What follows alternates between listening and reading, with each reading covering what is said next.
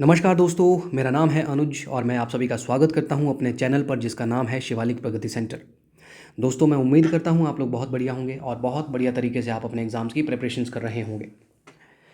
तो आज सामान्य ज्ञान के कुछ और सवालों को आपके साथ डिस्कस करूंगा साथियों। जैसे आप लोगों को ज्ञात होगा, टैट का जो एग्ज़ाम हुआ है जून 2023 में, उसमें सामान्य ज्ञान के कुछ सवाल मैंने आपके साथ डिस्कस किए। अब तक 3 वीडियोज़ में इस पर अपलोड कर चुका हूँ। ये चौथा वीडियो इस पर मैं अपलोड करूँगा जिसमें कुछ और सवालों को आपके साथ डिस्कस करने की मैं कोशिश करूँगा। यदि आपने अब तक हमारे जो पुराने वीडियोज़ वो नहीं देखे हैं तो और हमारे चैनल को आपने सब्सक्राइब नहीं किया है तो चैनल को ज़रूर सब्सक्राइब करें, पुराने वीडियोज़ ज़रूर देखें दोस्तों। तो चलिए, आपका अधिक समय नहीं लूँगा, अभी इस वीडियो की शुरुआत करूँगा और इस वीडियो में देखते हैं पहला क्वेश्चन। और पहला क्वेश्चन है क्वेश्चन नंबर 106, 105 तक मैं ऑलरेडी डिस्कस कर चुका हूँ। क्वेश्चन नंबर 106 है कि पीली क्रांति किसके उत्पादन के लिए प्रयुक्त होती है? ऑप्शन ए दूध उत्पादन, ऑप्शन बी मत्स्य उत्पादन, ऑप्शन सी तिलहन उत्पादन, ऑप्शन डी इनमें से कोई नहीं। तो पीली क्रांति का जो संबंध है दोस्तों वो तिलहन उत्पादन से है। मैंने इससे पहले अपना एक वीडियो में ये जो क्रांतियाँ हैं, अलग अलग तरह की क्रांतियाँ जो होती हैं, इस पर डिटेल में बात की है। आप कृपा करके उन वीडियोस को ज़रूर देखें। तो चलिए, फिर भी यहाँ पे आपको मैं बता दूँ, जो दूध का उत्पादन है इसके लिए जो क्रांति हुई उसको हम कहते हैं श्वेत क्रांति। श्वेत क्रांति, इस सवाल का जो सही जवाब होगा वो ऑप्शन सी होगा, ध्यान रखें। श्वेत क्रांति के जनक अगर आपको पूछा जाए तो श्वेत क्रांति के जनक है दोस्तों वर्गीज़ कुरियन। वर्गीज़ कुरियन जो है ये श्वेत क्रांति के जनक है। वेरी वेरी इंपॉर्टेंट, कई बार एग्जाम में सवाल पूछा जा चुका है। श्वेत क्रांति से अगर आपको सवाल पूछा जाए, दूध के उत्पादन के लिए एक ऑपरेशन चलाया गया जिसका नाम था ऑपरेशन फ्लड। ऑपरेशन फ्लड का संबंध जो है किसके उत्पादन से है? वो दूध के उत्पादन से है, ध्यान रखिएगा। मछली की मत्स्य उत्पादन के लिए जो क्रांति हुई दोस्तों उसको हम कहते हैं नीली क्रांति। नीली क्रांति का जो संबंध है वो मछली के उत्पादन से है। अगर आपको सवाल पूछा जाए हरित क्रांति, हरित क्रांति का जो संबंध है वो अनाज से है, कृषि के क्षेत्र से है और ये गेहूं के उत्पादन से है। अगर आपको सवाल पूछा जाए भारत में हरित क्रांति के जनक कौन है, तो भारत में हरित क्रांति के जो जनक थे वो है MS Swaminathan. Very very important, MS Swaminathan जो है ये भारत में हरित क्रांति के जनक है। अगर सवाल आपको पूछा गया होता कि विश्व में हरित क्रांति के जनक कौन है, तो इस सवाल का जो आंसर होता वो होता नॉर्मन बोरलॉग। नॉर्मन बोरलॉग जो है दोस्तों ये विश्व में हरित क्रांति के जनक है। This is again very very important. कई बार एग्जाम में सवाल पूछा जाता है कि नॉर्मन बोरलॉग पुरस्कार किस क्षेत्र में दिया जाता है, तो कृषि के क्षेत्र में ये दिया जाएगा। तो चलिए नेक्स्ट देखते हैं क्वेश्चन नंबर 107। गुट निरपेक्ष आंदोलन का पहला शिखर सम्मेलन कहाँ हुआ था? Option A Yugoslavia, option B New York, option C Belgrade, option C उपरोक्त में से कोई नहीं। इस सवाल का जो सही जवाब है दोस्तों वो है ऑप्शन सी, बेलग्रेड सर्बिया में गुट निरपेक्ष आंदोलन का पहला शिखर सम्मेलन हुआ 1961 में। और गुट निरपेक्ष आंदोलन इसकी जो स्थापना में भारत का बहुत अहम रोल रहा है, क्योंकि उस समय भारत के जो प्रधानमंत्री थे पंडित जवाहरलाल नेहरू, उनका इसके निर्माण में बहुत अहम भूमिका रही है। तो गुट निरपेक्ष आंदोलन यानी कि नॉन अलाइंड मूवमेंट, NAM नाम, अब तक इसमें तकरीबन 120 देश इससे जुड़ चुके हैं। और इनका जो मकसद है वो है कि कोई भी पावर ब्लॉक जो है यानी कि जो शक्तिशाली समूह है देशों का, ये ना तो उसके साथ में है और ना ही उसके विरोध में है, इसीलिए इसकी स्थापना की गई। नेक्स्ट क्वेश्चन देखते हैं, क्वेश्चन नंबर 108। बिजली की समस्या को हल करने के लिए गुजरात, मध्य प्रदेश और महाराष्ट्र में कौन सी संयुक्त परियोजना चलाई गई थी? ऑप्शन ए है दोस्तों भाखड़ा बांध परियोजना, ऑप्शन बी यमुना नदी परियोजना, ऑप्शन सी है सरदार सरोवर परियोजना, ऑप्शन डी है इनमें से कोई भी नहीं। तो इस सवाल का जो सही जवाब है वो ऑप्शन सी है। तो सरदार सरोवर परियोजना का निर्माण जो किया गया है ये गुजरात हो गया, मध्य प्रदेश हो गया और महाराष्ट्र हो गया, यहाँ पर जो बिजली की समस्या है उसका समाधान करने हेतु हुआ है। और गुजरात हो गया और राजस्थान हो गया। गुजरात और राजस्थान में जो सिंचाई की समस्या है उसको हल करने के लिए भी इस परियोजना का निर्माण किया गया है। और ये जो परियोजना है ये सरदार सरोवर बांध जो है, सरदार सरोवर बांध पर ये परियोजना है। अगर आपको सवाल पूछा जाए सरदार सरोवर बांध जो है, सरदार सरोवर बांध का सरदार सरोवर बांध जो है इसका निर्माण जो है 1961 से किया जा रहा है। हालांकि इसको बनने में काफ़ी ज़्यादा समय लगा। 1961 के बाद जब ये बांध का निर्माण किया गया तो ये अनुमान लगाया गया कि तकरीबन 250 के आसपास जो गांव हैं उनको यहाँ से विस्थापित करना पड़ेगा, जिसमें 1 लाख से ज़्यादा लोगों को विस्थापित करना पड़ेगा।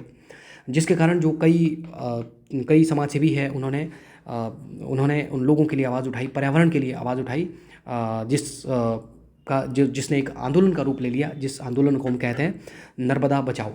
आपको यदि सवाल पूछा जाए नर्मदा बचाओ आंदोलन, तो ये जो सरदार सरोवर बांध का जो निर्माण किया गया है इससे जुड़ा है। नेक्स्ट क्वेश्चन देखते हैं।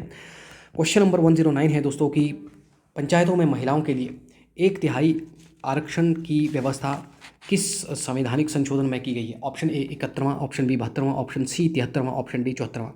तो भारतीय संविधान का 73वां जो संशोधन है वो पंचायती राज से है जुड़ा है, और पंचायती राज इसी में ये व्यवस्था की गई है कि जो महिलाएं हैं उनको पंचायतों में जो चुनाव होगा उनको 33% रिजर्वेशन उनमें दिया जाएगा। अभी भारतीय संविधान में एक संशोधन हुआ 106वें नंबर पर जो संशोधन हुआ, उसमें बात की गई है कि जो लोकसभा है और जो विधानसभाएं हैं, लोकसभा तथा विधानसभाओं में महिलाओं को 33% आरक्षण देने की उसमें बात की गई है। ये अभी एक महीना पहले ही, ये लगभग 1 महीना पहले ये भारतीय संविधान में ये संशोधन किया गया। ये भी आपको एग्जाम में सवाल पूछा जा सकता है, जो कि महिला आरक्षण बिल के नाम से संसद में प्रस्तुत हुआ। और ये जो 74वां संवैधानिक संशोधन दोस्तों, ये नगर पालिकाओं से है जुड़ा हुआ है। चलिए नेक्स्ट क्वेश्चन देखते हैं। क्वेश्चन नंबर 110 है दोस्तों, मूलतः भारतीय संविधान में कुल कितने अनुच्छेद और कितनी अनुसूचियाँ थी? तो ऑप्शन 4 इसमें दिए गए हैं। तो देखिए, जब भारत का संविधान बनाया गया 26 नवंबर 1949 को भारत का संविधान जो बनकर के तैयार हुआ, तो उसमें 395 अनुच्छेद थे और 8 उसमें अनुसूचियाँ थी। अब अनुसूचियाँ 12 हो गई हैं और अनुच्छेद तकरीबन 448 या 448 के आसपास हो गए हैं। आप एक बार इसको चेक कर लीजिएगा। और इसमें भाग जो है, जब भारत का संविधान बना तो पार्ट्स यानी कि जो भाग है उसमें 22 भाग थे। नेक्स्ट क्वेश्चन देखते हैं। नेक्स्ट क्वेश्चन है कि बांदीपुर राष्ट्रीय उद्यान कहाँ पर स्थित है? Option A Madhya Pradesh, option B Haryana, option C Gujarat, option D Karnataka. तो इस सवाल का जो सही जवाब है दोस्तों वो है ऑप्शन डी, कर्नाटक में बांदीपुर राष्ट्रीय उद्यान है। इसके अलावा कर्नाटक में एक और राष्ट्रीय उद्यान है जो कि एग्ज़ाम में आपको पूछा जा सकता है, वो है नागरहोल तथा बांदीपुर नेशनल पार्क जो है ये कर्नाटक में है। मध्य प्रदेश में दोस्तों जो नेशनल पार्क है वो है कान्हा। मध्य प्रदेश में कान्हा नेशनल पार्क है, कान्हा राष्ट्रीय उद्यान, वेरी वेरी इम्पोर्टेंट।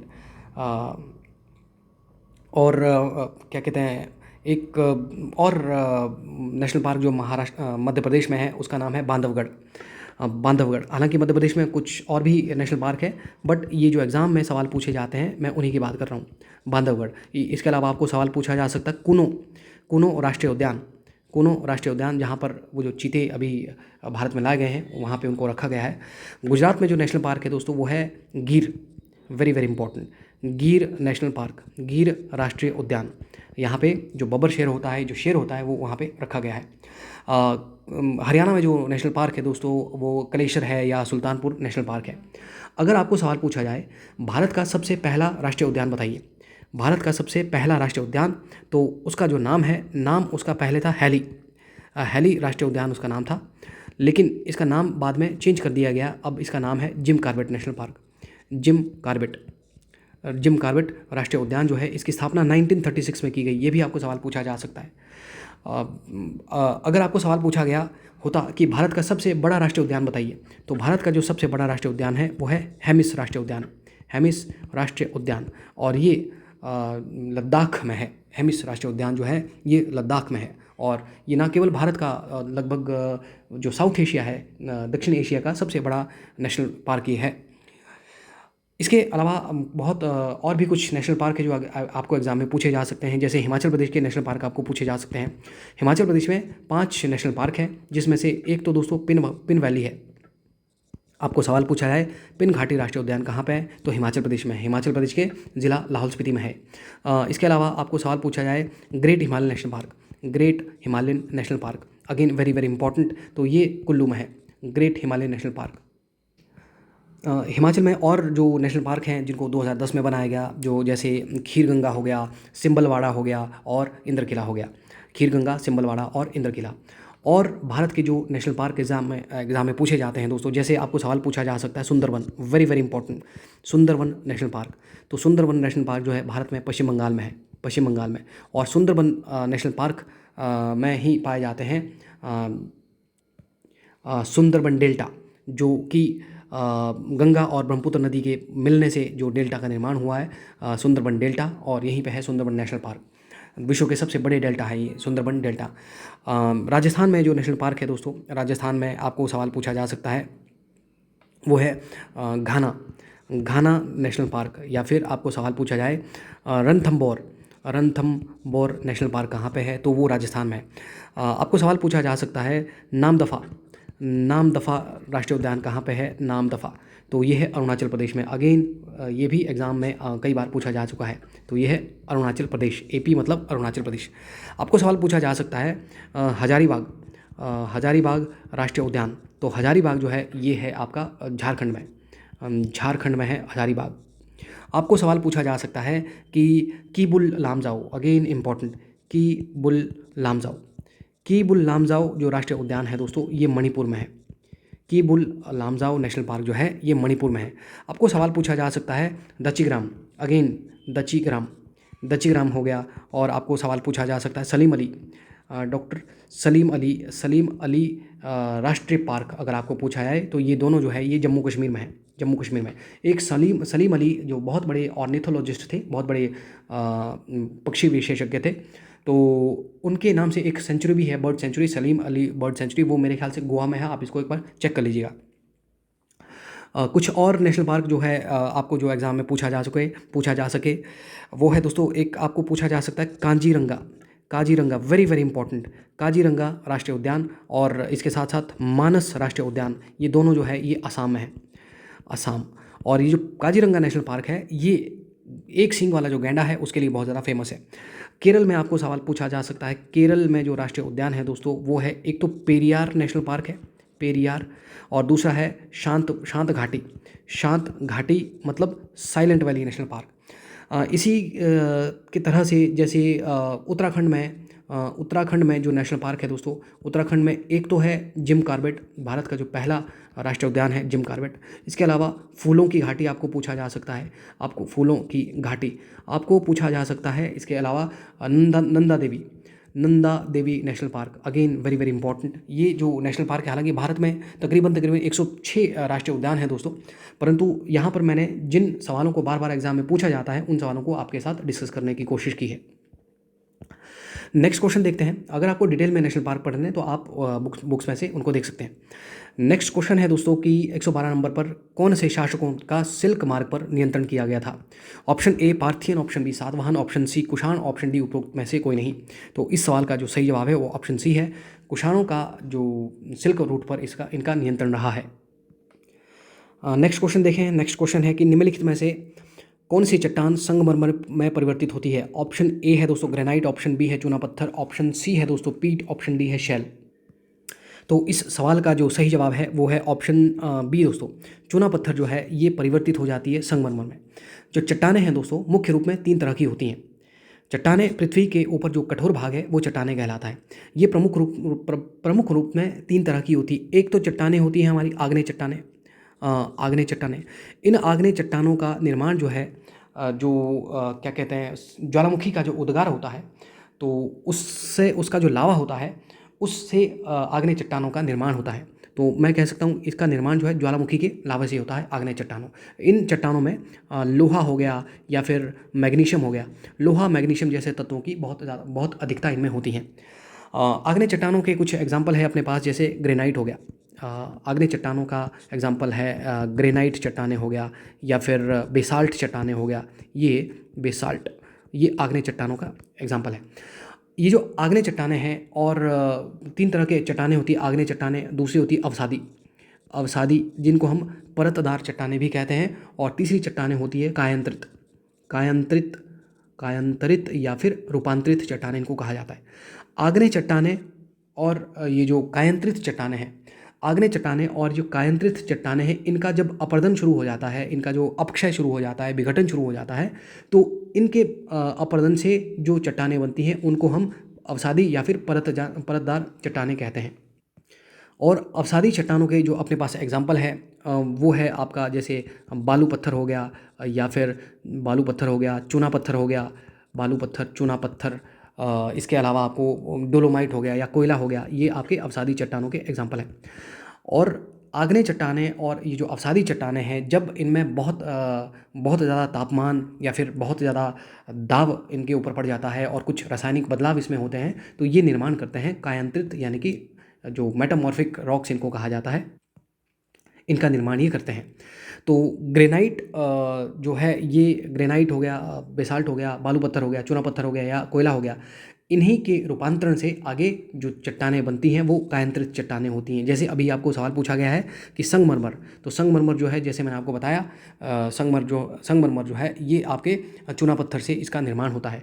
जो बालू पत्थर से निर्माण होता है उसको हम कहते हैं क्वार्ट्जाइट। इवन जो कोयला रूपांतरित होकर के हीरा या फिर ग्रेफाइट का निर्माण करता है। तो इस तरह से चट्टानों से आपको सवाल एग्जाम में पूछे जा सकते हैं। नेक्स्ट देखें, क्वेश्चन नंबर 114 है, विश्व में सबसे बड़ा मरुस्थल कौन सा है? Option A Sahara, option B Gobi, option C Antarctica, option D Thar. बहुत आसान सा सवाल है दोस्तों। विश्व में सबसे बड़ा जो मरुस्थल है वो है सहारा मरुस्थल, और ये सहारा मरुस्थल जो है अफ्रीका महाद्वीप में है। अफ्रीका महाद्वीप, विश्व में जो 7 महाद्वीप है इसमें अफ्रीका महाद्वीप, जिसको हम काला महाद्वीप भी कहते हैं। और अफ्रीका महाद्वीप में एक और भी मरुस्थल है जिसका नाम है सहारा मरुस्थल हो गया, और दूसरा जो मरुस्थल है उसका नाम है कालाहारी मरुस्थल। कालाहारी और सहारा जो है ये अफ्रीका में है।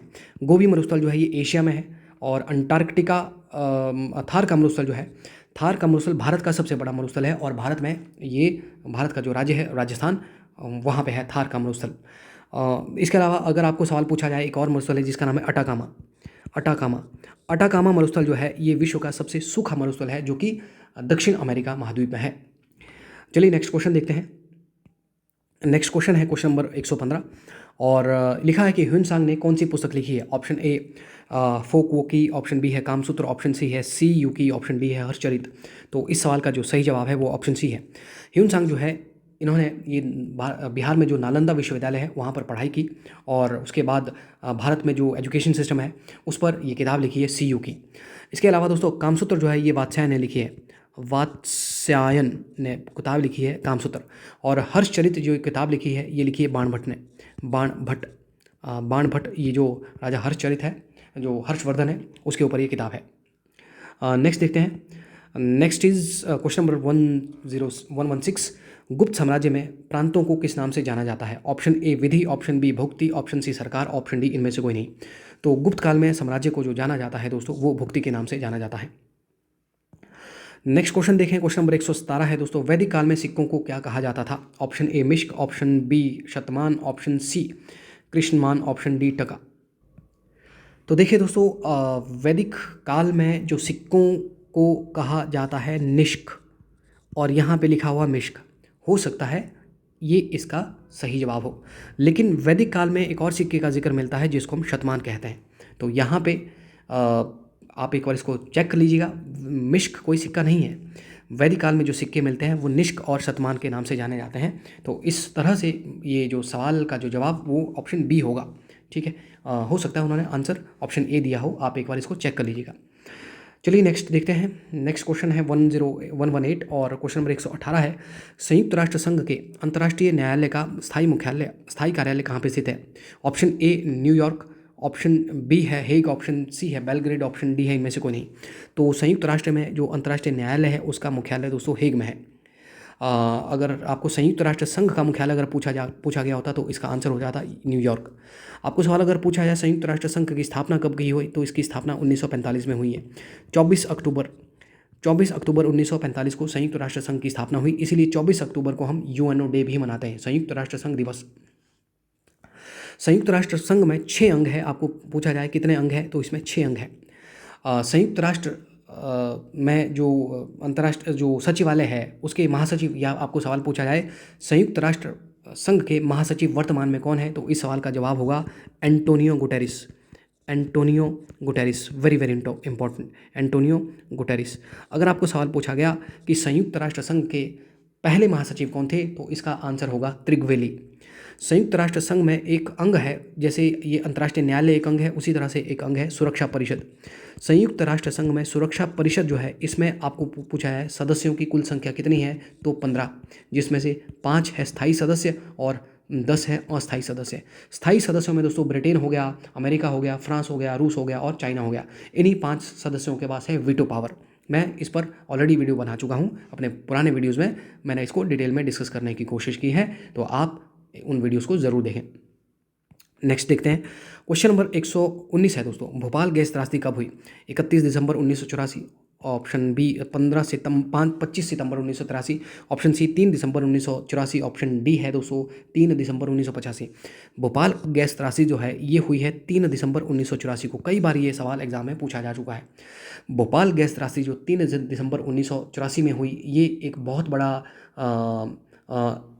बड़ा हम कह सकते हैं इंडस्ट्रियस डिज़ास्टर ये था, जिसमें कि काफ़ी सैकड़ों लोगों की इसमें जान चली गई।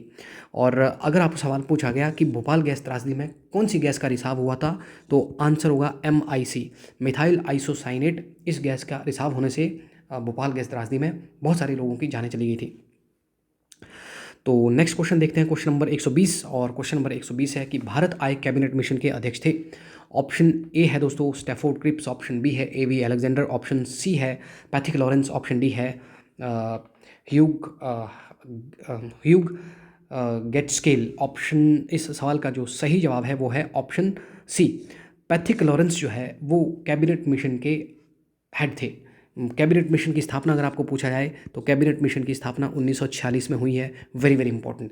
आपको सवाल पूछा जाए कि कैबिनेट मिशन में कितने सदस्य थे, तो कैबिनेट मिशन में ये 3 सदस्य, ऊपर में जो होती है 3 सदस्य हैं, ये कैबिनेट मिशन में थे और इसके अध्यक्ष थे पैथिक लॉरेंस। ये आपको सवाल पूछा गया है। तो दोस्तों आज इस वीडियो में इतना ही। इसमें जो रिमेनिंग क्वेश्चंस बचते हैं, जिसमें कि एनवायरमेंटल साइंस आपको पूछा गया होगा, HPG आपको पूछा गया होगा, उनके लिए मैं आपको सेपरेट अलग से वीडियो बनाऊंगा। तो उन वीडियोस को भी जल्द ही आप लोगों के लिए लेकर आऊँगा। यदि आपको वीडियो पसंद आया है दोस्तों, आप वीडियो को लाइक ज़रूर करें, चैनल को सब्सक्राइब ज़रूर करें और वीडियो को शेयर ज़रूर करें। जल्द ही आपके साथ नए वीडियो के साथ मुलाकात होगी। तब तक के लिए इजाज़त दीजिए। जय हिंद, जय भारत।